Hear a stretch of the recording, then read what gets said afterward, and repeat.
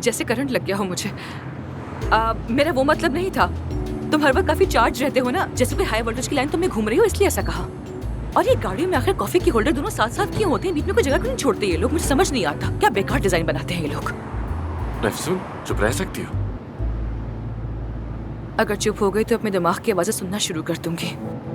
बस मैं जल्दी से हॉस्पिटल जाना चाहती हूँ। जो कुछ भी साइन करना है करके सब छोड़ के जाना चाहती हूँ मैं। वैसे देखो क्या हॉस्पिटल है यार। शुरू किया तो मसला, छोड़ रही हूँ तो मसला। मतलब फैसला कर लिया है, हॉस्पिटल छोड़ रही हो तुम, है ना?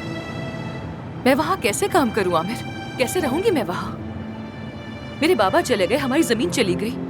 क्या मैं परवीन साहिबा के लिए वहाँ काम करती रहूँ? हाँ,